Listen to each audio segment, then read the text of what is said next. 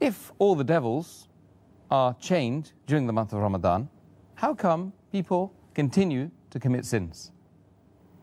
And I do agree with you, this is a common question. And I remember several years back when I was in school and when I heard this hadith that the devils are chained in the month of Ramadan, immediately the question that came to my mind, and the question that comes to many Muslims' mind and many non-Muslims, is that if the devils are chained, then how do human beings yet commit sins?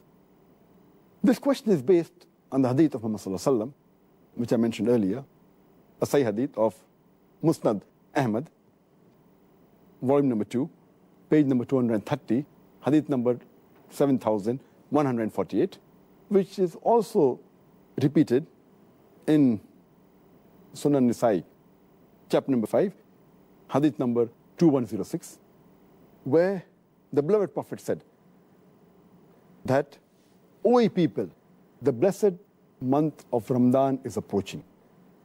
And Allah has ordained for you that you fast in this month. And the gates of heaven will be open in this month, and the gates of hell will be closed. And the devils will be chained. In this month is a night, which is better than 1,000 months. And a person who's deprived of the blessing in this month is truly a deprived person. Now, when we get this hadith, it clearly mentions that in this month of Ramadan, the devils will be chained. And it's a logical question. If devils are chained, then how do human beings yet commit sins? To make the people understand, we have to realize that when the devils are chained, it does not mean that the devils are slain. They have been killed. They're yet present, but they're chained. They're not killed. The power is yet there, but it is diminished. For a better understanding, I'd like to give you an example that when there is a lion or a tiger who is free, there are high chances that he may kill you. Your life is in danger. But the moment that tiger or that lion is chained, you are safe. You are safe as long as you maintain a safe distance. After the tiger has been chained, if you come too close to him, there are chances yet you can be killed. So as long as you maintain that distance from the tiger who is chained, you are safe. Similarly, in the month of Ramadan, if you maintain a safe distance from the Satan, you will be saved. And if you read the Quran, Allah says in Surah Baqarah, chapter 2, verse number 168, be careful of the khutwatu shaitan, of the footsteps of the devil, for he is to you an avowed enemy. Many places Allah subhanahu wa ta'ala says in the Quran that be careful of the footsteps of the devil. Allah doesn't say that be careful of the devil, because a normal Muslim, an average Muslim who has average iman, when he sees the devil in front of him, he will be careful. For example, suppose there's a young girl who comes to an average Muslim, a young boy, who has average iman. If a young girl comes and tells him that let's spend the night together, that Muslim will say, spending the night together with a girl, it's haram, it is zina. He will immediately object. But that same girl, if that girl phones that young boy and speaks to him on the phone, the boy will say, speaking to a girl on the phone? There is no problem.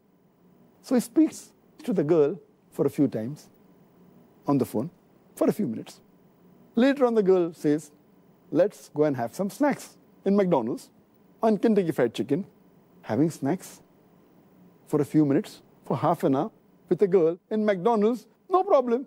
So he goes and has snacks with the girl in McDonald's. Later on, the girl says, why not have dinner in a restaurant? Having dinner with a girl in a restaurant for a couple of hours, no problem. Then the girl says, why not spend the night together?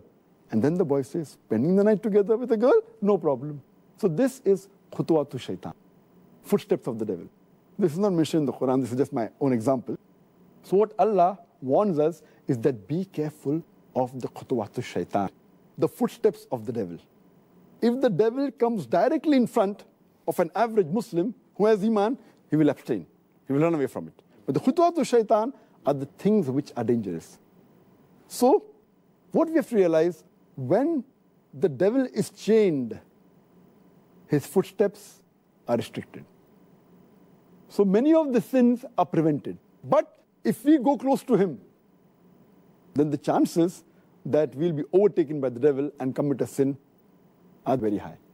So what we have to be careful, that in Ramadan, if we keep the distance, then the chance of committing sin is less. But if we go close to the Satan, even though he's chained, like how a tiger can walk even after he's chained, same the devil. So this is my understanding. And the beloved Prophet said, the devils are chained, the devil can yet move. But less distance, so if we keep the distance, we'll be safe. The second reason that I feel is that in the month of Ramadan, though the devils are chained, we fail to realize that the balance 11 months, they are free. And the impact that the devil has on the human beings for these 11 months, it leaves those impact, that impression in the month of Ramadan. To give a better understanding, I always give the example that there are drug peddlers which try and get customers, the youngsters from the colleges, from the universities. So what they do initially, they give the drug free. And they entice the youngsters for having drugs. Later on, after some time, they charge a nominal amount for that drug.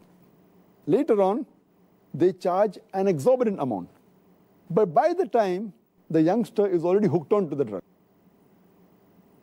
So even if the drug dealer is not there, they will try and find where the drug dealer is. They will go out of the way to find him and get the drug. And many of them, even if the drug peddler, the drug dealer, is imprisoned by the law, they will go out of the way to find someone else. They may go in a chemist shop and buy mandrakes, whatever it is. They are so much hooked onto it. So these people who have become addicts to drugs, or rather say, addicted to the Satan, even though the Satan is imprisoned, the effect is yet there. So in this way we understand, as a drug dealer, as a drug peddler, even after he goes, the drug addict gets accustomed to that drug. So we human beings, we are accustomed to the sin. And even though the Satan is imprisoned, we keep on committing these mistakes. But mainly those people who have become addicts fall in this category. So those who do major sin fall in this category. But the normal Muslims, the average Muslims who haven't become addicted, it's easy for them to stay away from sin. And the third reason that I give is that though there are some scholars who say that in this month of Ramadan, the strong devils, the marids, they're imprisoned. The smaller ones are free. So they keep on committing mistakes. But according to my understanding, the third reason is that though the devils are chained by Allah subhanahu wa ta'ala, they can yet whisper. And one of the ways the devils try and get the human beings close to them is by whispering. And Allah says in the Quran, in Surah Nas, chapter number 114, verse number 1 to 6, قُلْ أَعُوذُ بِرَبِّ النَّاسِ مَلِكِ النَّاسِ إِلَهِ النَّاسِ مِنْ شَرِّ الْوَسْوَاسِ الْخَنَّاسِ الَّذِي يُوَسْوِسُ فِي صُدُورِ النَّاسِ مِنَ الْجِنَّةِ وَالنَّاسِ. They whisper in the hearts of the human beings and they withdraw. Amongst them, the jinn and men. It's talking about the Satans, talking about the devils, who whisper into the hearts of the human being and they withdraw. And among these devils are the jinn and the human beings. So maybe Allah subhanahu wa ta'ala has imprisoned the devils who are the jinn. But the human beings, we are yet free. So one category of devils, that the jinns have been imprisoned, but the Satans are even amongst the men. That's what Allah says. Who are yet free. And yet we have to be careful of the whisper of the devil, the waswasa. This waswasa mainly is the thing that attracts towards the sin. The sins they had committed, but the chances are less. And furthermore, it's clearly mentioned in the full hadith that Allah has ordained for you in this month of Ramadan that you should fast. Only if you fast, according to me, will the devils be imprisoned. That's talking about the devils that are going to attract you. So Allah says, if you fast, Allah has ordained for you fasting. and the devils will be put in chains. So the devils that are after you, if you fast, surely they'll be restricted. The criteria for us to be away from the devil is to fast.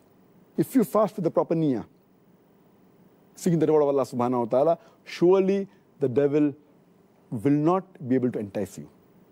And the best logical way to prove this is if we check the crime rate of the Muslim countries during Ramadan, it goes down.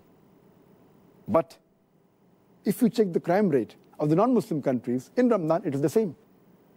The reason is that because they are not fasting, the non-Muslims, this devil yet has an effect on them. Because the Muslims are fasting, if not all properly, at least majority, or at least quite a large number. So because of that, the crime rate in the Muslim countries in the month of Ramadan is low as compared to the other months. But the crime rate in the non-Muslim country is approximately the same, indicating otherwise, even the non-Muslims, they will not commit any sins. So the criteria is that you have to fast properly for the sake of Allah subhanahu wa ta'ala.